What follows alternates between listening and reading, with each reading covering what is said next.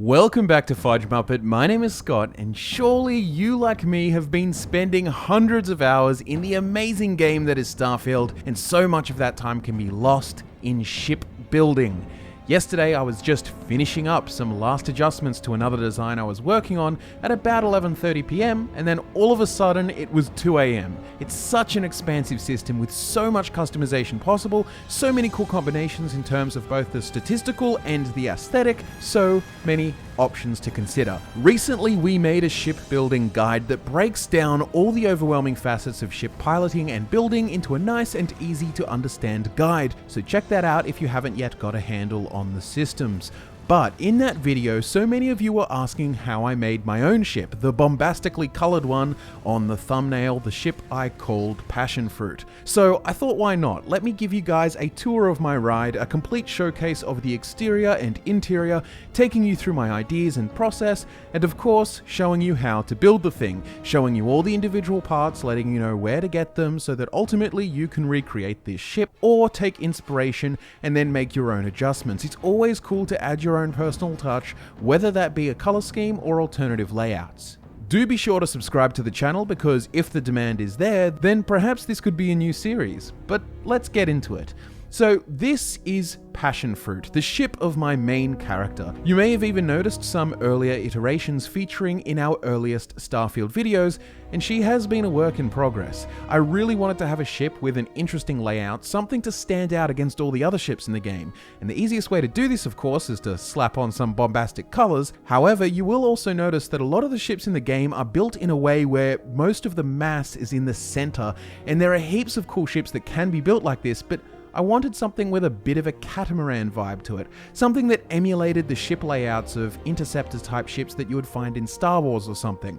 However, I didn't want a tiny TIE fighter, I wanted a big ship with a crew. So to break it down, I wanted most of the mass to be featured in the wings and the rest in the center, but in a much shorter and stacked section. This also creates a really neat interior layout as well. In earlier iterations, I did actually have the inner sections of the wings even more exposed and fragile looking, but I ultimately decided on a final version that looked a little less like a pod racer and a bit more of a final product. So I added some structural components to round it out, but they still sloped inwards, so I think it gives it the feel of getting skinnier in the middle. The other thing that was important to me is windows. It just never gets old for me, just peering out the window at the expanse of the galaxy as I walk around in my ship, so I needed lots of those. By the way, for those that don't know, while in space, you can actually hold down B on the controller or the keyboard equivalent, I think it's escape, and then you can get up and walk around the ship while in space. It's a vibe. It's also worth noting that I really think you'll have the most fun with shipbuilding when you prioritize the cool factor. You can make far more efficient ships with minimal regard for the looks, but that's just not how I like to do things. This ship as a final build requires piloting rank 4 and starship design 4, as it is a spec'd out ship, ultra quick and heavy hitting in combat. This will also cost a fat sum of credits. Though do let me know if you would like to see some A-class ship build guides, as I know there are many out there who would want a cool looking ship, but they're playing a character who isn't investing into piloting, but they still want the cool looking ship. So let me know. But back to Passion Fruit here, I think it's time to start on the interior tour. So to get to the interior, we enter through the back end, where this Deimos brand hangar bay sits, and this enters the main floor of the ship right in the middle. I mostly stuck to Stroud Eklund for lots of the ship design, including the habs for the interiors, and the entry here leads straight into the 2x2 living quarters. This acts as the central hub of my ship, where all the crew come to chill out and eat. It honestly just looks so comfy to me. I love the little plant details, but also this interior has a cooler color scheme which I like. There is a window set in the left corner at the front for viewing pleasure, and just to the left of that is the entry to the port side wing. But also straight ahead from the entry point into the living quarters is both the entry point to the workshop below, which we'll see soon, but most importantly, there is an easy access entrance to the cockpit. This is the Ares Bridge by Deimos, and to get this for your ship, you will have to visit the Deimos Star Yard close to Mars. It is, I think, my favorite cockpit, and if you love window maxing like I do, then you will adore this one. It has window panes everywhere, including underneath at the front, and it's just so epic. It also has this center console and 2 jump seat compartments off to the side. It's just such a vibe, but I will get into more of the stats and specific stuff in the building part of the video. Back to the tour. Let's go back into the living quarters and down the ladder in front of the cockpit entrance, and here we enter the workshop where I do all my weapon crafting. I liked this positioned here. It feels nestled away like a little workman's basement, and of course, it needs a window. And this extra hab also creates extra structure for the ship, so I can mount additional weapons on the inner sides, so externally it can continue to have this sleek aesthetic. Back up to the living quarters, just by the hangar bay entrance, there is an adjacent 2x1 Stroud science lab for research and pharmaceutical crafting. You don't need a science lab for research, as there is a research lab station in the workshop module, but it's there for the vibes, and it's fun to see the companions use the stuff in here. There is also another window, of course, the one that is on the other side of the bridge when looking at the ship from the front. This section, along with the living quarters, makes up the central structure of the ship, but now let's move on to the wings. I used these HopeTech cross braces, which are essentially extended hallways without doors and without the clunkiness of a typical hab. You can purchase these from the ship technician at Hopetown on the planet Polvo in the Valo system.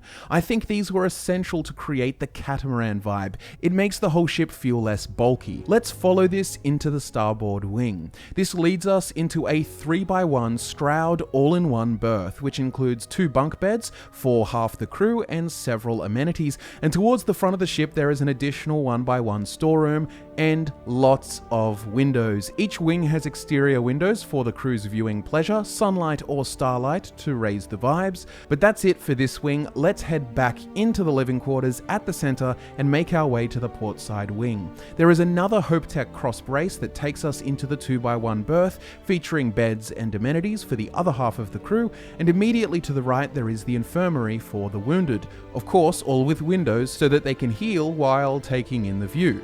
Now, there is one last room in the ship, back to the living quarters. Again, by the way, that was an intentional part of the design. I liked that the living quarters was the central part, with ease of access to both the port and starboard wings, as well as the bridge, but also right above us at the hangar entrance is the ladder up to our captain's quarters. If we were to continue upward, this is also where the docker entrance is, so we can enter and drop straight down to the living quarters and then walk forward into the cockpit.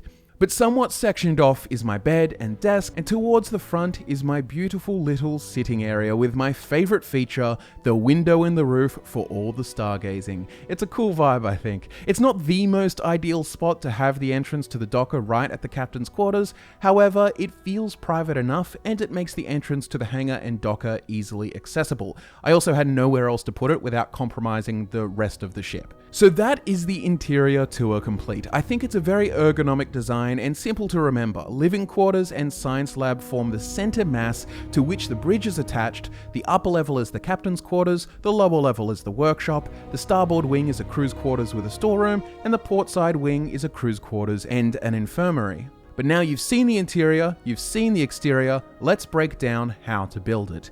Here I have tried to make the process seem as visually understandable as possible. I've taken each of the 3 levels and split them. We have the underside, which features a lot of the machinery. It's made up mainly of Acculander 11 landing gear. Each side finishes at the end with a Stroud Cap A. From the rear going forward, on the starboard side, we have one of the 500-ton helium tanks by Ballistic Solution for our fuel, the Pinch 8Z reactor, which is a beast of a thing, giving us 40 power generated. This needs Starship design and piloting for. Then we have one of the Teo mid-cap Bs, which we will be using for these inner wing sections, 1 on the bottom and 3 on the top layer, but flipped. But keeping it focused on the bottom layer, we also have on the inner side of the wings a weapon mount with 2 Vanguard Hellfire cannons attached. I could probably upgrade these, however I enjoyed the look of being able to have 6 total on the ship without exceeding the power capacity, so it just feels really cool to shoot.